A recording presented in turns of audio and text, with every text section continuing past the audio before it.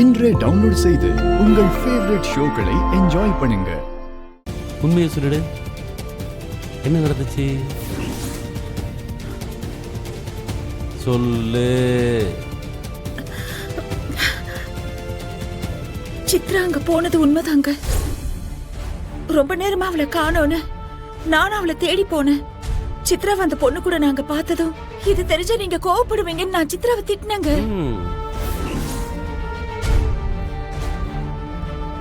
வலிப்பு வந்தவங்களுக்கு இரும்பு மட்டும் கொடுக்க கூடாது, இது மூளையில ஏற்படுற அதிர்வு. அப்புறம் நானும் அந்த பொண்ணும் தான் சித்ராவோட கையும் காலையும் இறுக்கி பிடிச்சோம். அப்புறம் தாங்க அவளுக்கு வலிப்பு நின்னுச்சு.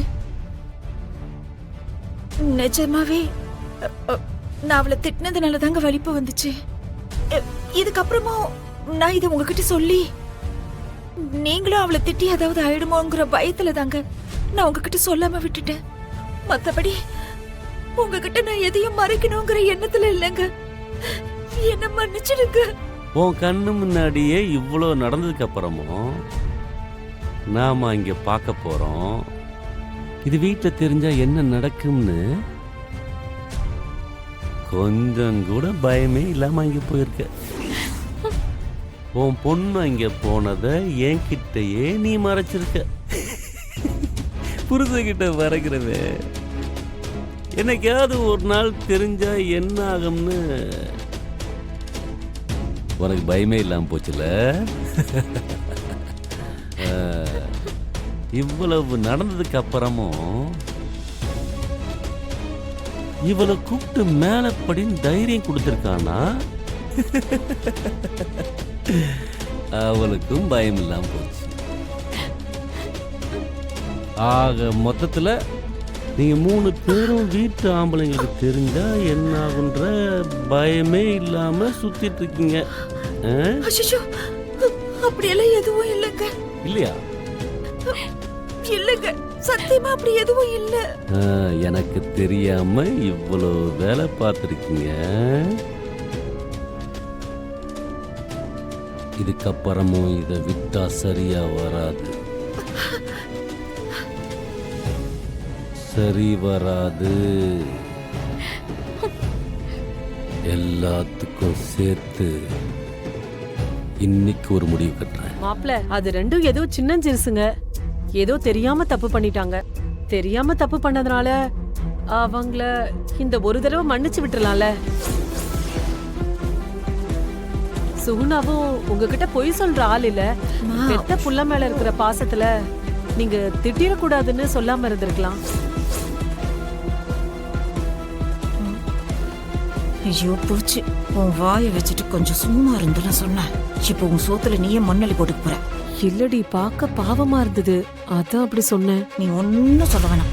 உன் திருவாயை மூடிட்டு கொஞ்சம் அமைதியா இரு. அப்புறம் ஒன்ன பார்த்தா தான் பாவமாயிடும். அண்ணே, அவளை சும்மா விடக்கூடாதுண்ணே. என்ன பண்ணலாம் மட்டும் சொல்லுங்கண்ணே. எவ்வளவு கொழுப்பு இருந்தா இங்க வந்ததுக்கு அப்புறமும் சித்ரா கிட்ட அவ அப்படி பேசிருப்பா. இப்ப நம்ம அவளுக்கு கொடுத்ததெல்லாம் பத்தாதுண்ணே, இன்னும் பெருசா ஏதாவது கொடுக்கணுண்ணே.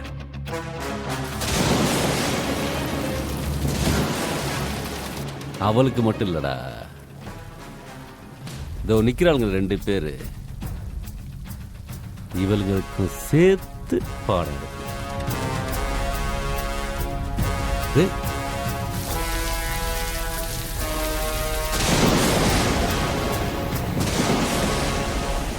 ஏன் சித்ரா, இவ்வளவு நடந்ததுக்கு அப்புறமும் நீ அவளை பார்த்து போய் மன்னிப்பு கேட்கறதும் அதுக்கு உன்னை மேல படின்னு சொல்றது நல்லாவா இருக்கு? இது தேவையா உனக்கு? உங்களுக்கெல்லாம் எங்க மேல பயம் போயிடுச்சுல்ல அண்ணா. சும்மா விடக்கூடாதுண்ணே, அவளை நிம்மதியை விடக்கூடாதுண்ணே, அவள் இருக்கவே கூடாதுண்ணே. சித்தப்பா இல்ல சித்தப்பா, அது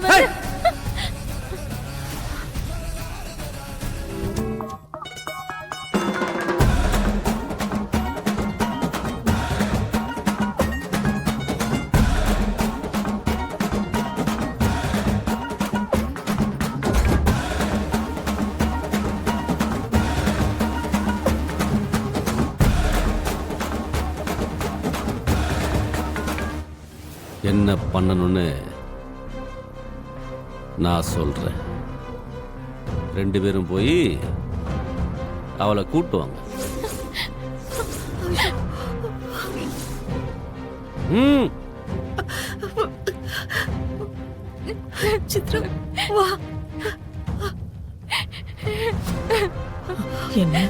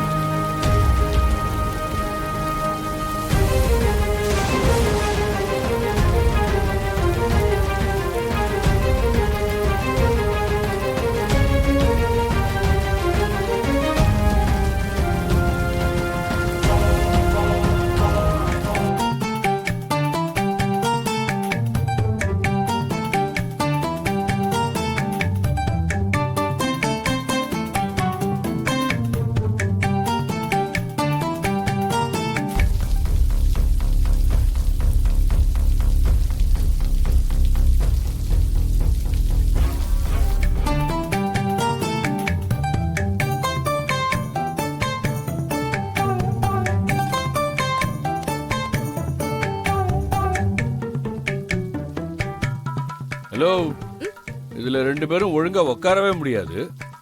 நடுவுல இது எதுக்கு? எனக்கு உன் மேல நம்பிக்கை இல்ல. உன் மூஞ்ச பாக்குறதுக்கே எனக்கு விருப்பம் இல்ல.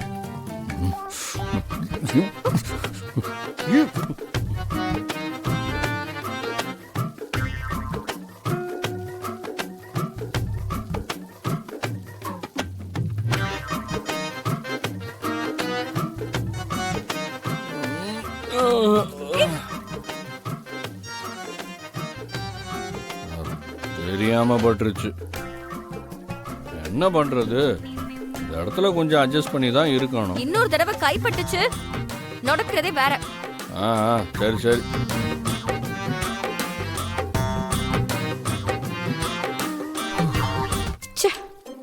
அவனையும் போய் தொட்ட.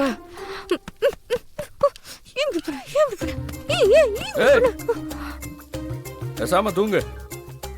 எப்ப பார்த்தாலும் ஏதாவது நோய் நோயிட்டு.